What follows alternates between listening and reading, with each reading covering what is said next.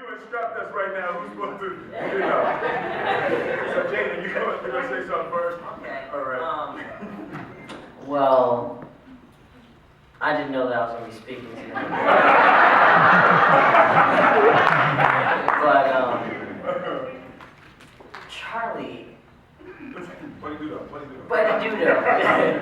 Charlie, I just want to thank Charlie so much for just being such a great person and helping out the community and helping the world so much. Because it really means a lot to me and to all of us, and that's why we're all here tonight. And I just really think that he's just hilarious.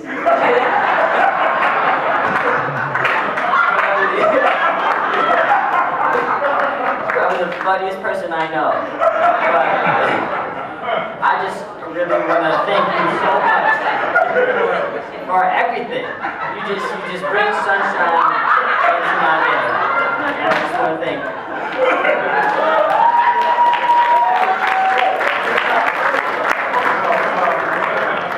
Now, one of Jaden's first memories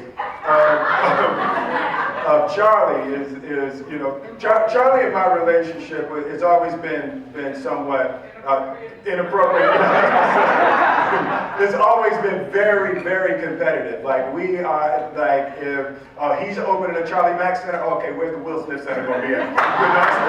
We've always been really competitive. So we would argue and debate about everything. So Jaden was probably 2. And, so he's sitting on my lap, and Charlie and I are arguing about something, that some guy, I think he had said that he was going to do something, and he was going to send a check, and he didn't send the check, and a phone call missed, so Charlie was really upset.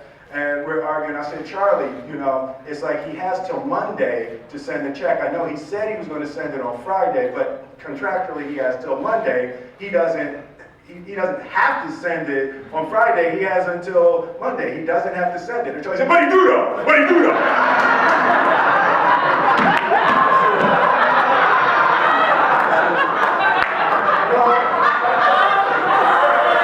I said, no, Charlie, he does it. But he do though. But he do though.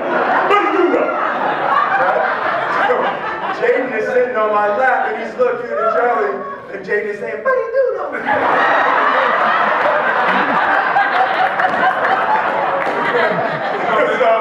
So for about a year after that, every time Jaden saw Charlie, he would say, Uncle Buddy do that.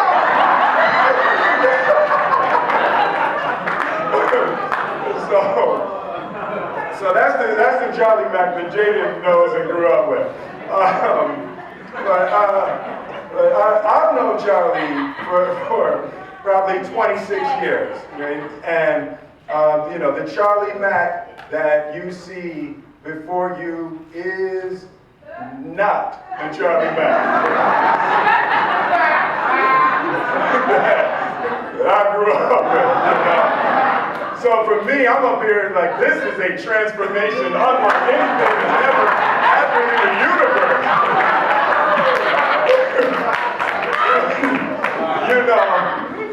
And the one thing I would say that is absolutely identical, the only strand that exists from the old Charlie Mack is the dreamer, right? Like, this is a guy who gave himself the room to dream anything. And I remember one 4th of July, we're on the Ben Franklin Bridge. It was a party in Camden or something. So we're on the Ben Franklin Bridge. So I'm in the passenger seat. So I'm there now. Charlie's driving. It's packed, wall-to-wall traffic. So Charlie's sitting, and he gets the look. He gets the look. Anybody who knows Charlie, you know the look when something's brewing, right? So he's going, Right. So I'm in the passenger seat, kind of dozing off. Stops traffic and he's looking good. He said, hey man, how many cars you think is on this bridge? And I'm laying there, and you know, when you know Charlie for a long time, you have a frequency where you don't hear it. You just turn it off, you know.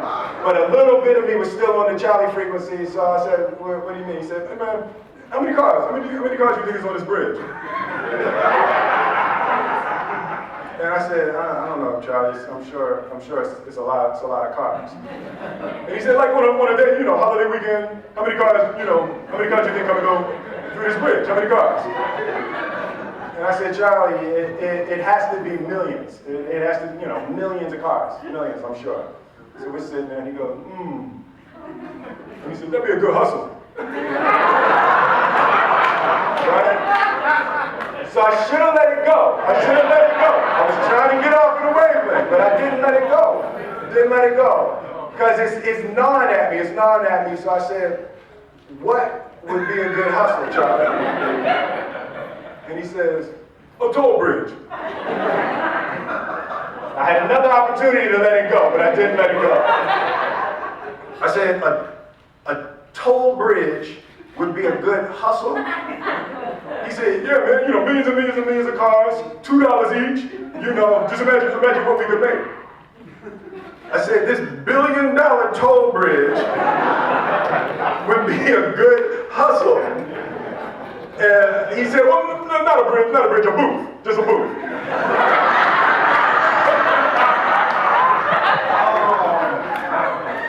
And I couldn't just let it go, and I couldn't let it go.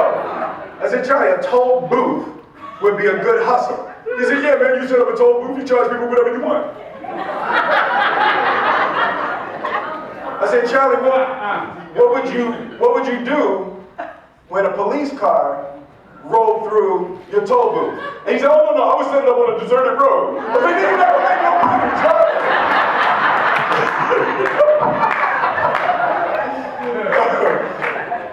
So that's been the nature of our relationship for 26 years. And then what happened is the ideas started to shift. And probably about 15 years ago, we're out in LA, and he goes,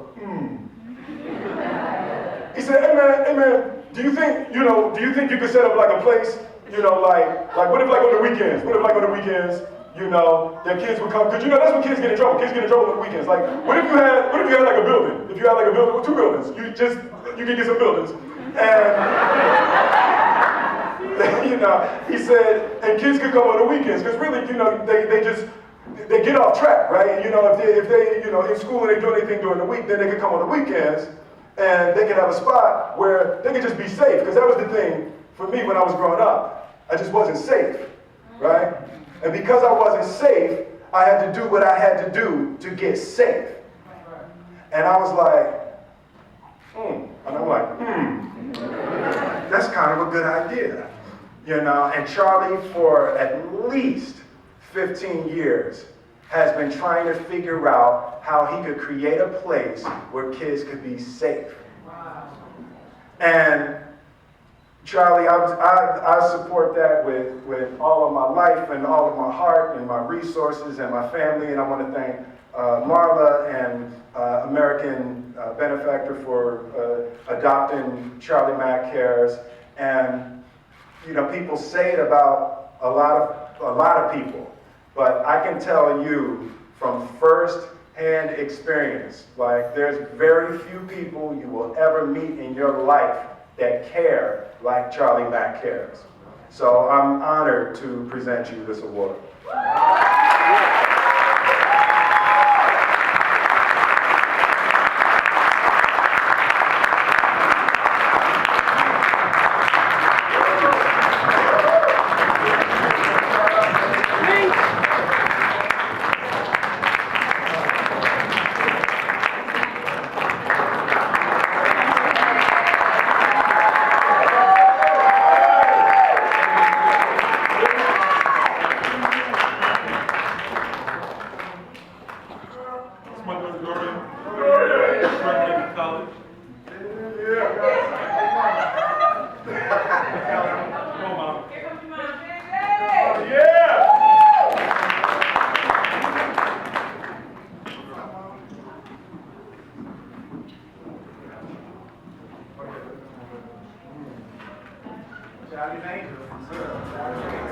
Charlie's Angels.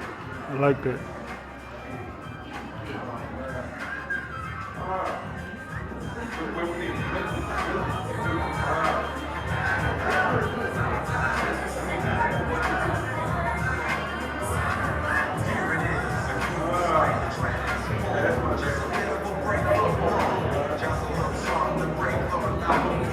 Charlie, you going to say a couple words for us? Okay, come on.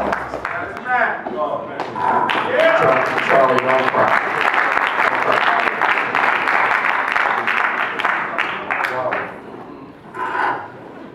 Wow. So I'm about to take my time. I'm going to take my time. I'm here for you. First and foremost, I want to thank Marla Green. Marla, thank you so much. Thank you so very much. I believe in you. Thank you, Marla. Thank you, Marla. Thank American Benefactor Foundation for this honor. I want to thank all of my wonderful, wonderful friends. I'm not going to call them celebrities. I want to thank all my wonderful friends for coming here every year. Every year.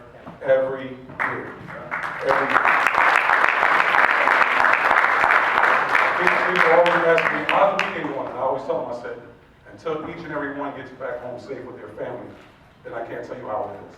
Because they come here to Philadelphia in a very, very, very troubling place at this time. Again, the homicide rate is, through the roof. And again, whether it's Tisha, Avion, Terry, Tamala, Lil Mama, again, Cedric. I mean, all the host of celebrities that I call every year. I've been doing this since 1990.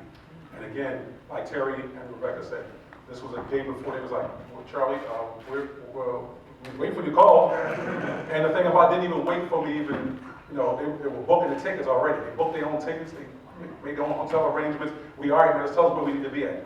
And I just love that. I love the fact that, again, yes. Okay. But again, I love the opportunity. I love my life. I love the responsibility. I love my children. I love children. Will Smith, again, you see the I will be great. The I will came from, of course, Will Smith. It was inspired by Will. And again, Will's been my little big brother. He's been an example from day one. He's never ever judged me. He's always gave me room, I'm saying, to grow. We've been all over the world forever. Again, even when I did the most craziest things, like in Africa, I wore a straight up, I was a tea bag. That was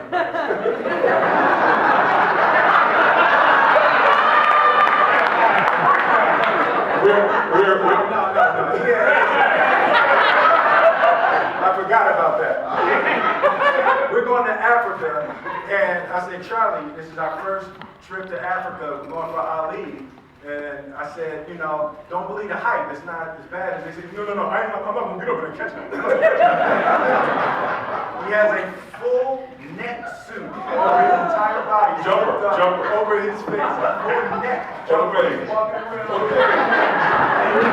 On the airplane, put on his full neck suit zipped over his face. And we got invited to Nelson Mandela's house. And he comes downstairs with the thing like I said, you can't go. I said, well, hold on. I said, wait for me. He said, you ain't going to be like that. And then the bad thing about it, I had a net over top of my bed. 2 days later, I get bit. And Will's walking around with a t-shirt on. I'm like, you crazy to get bit. I just love him. Again, we had an opportunity to sit with Nelson Mandela. We had an opportunity to sit with Nelson Mandela. Again, and getting on the plane to go to Africa, again, I've had moments that changed my life. But when I went to go sit with Nelson Mandela and be that close to that man that represented that, was willing to give his life for that, it made me realize that my life was insignificant prior to that. So I said, when I get back on the plane, coming back to the United States, I'm going to do everything in my power to be great. And I'm saying, for me, I would clearly give up my life for one child. Clearly. One child. So again, it's been inspired.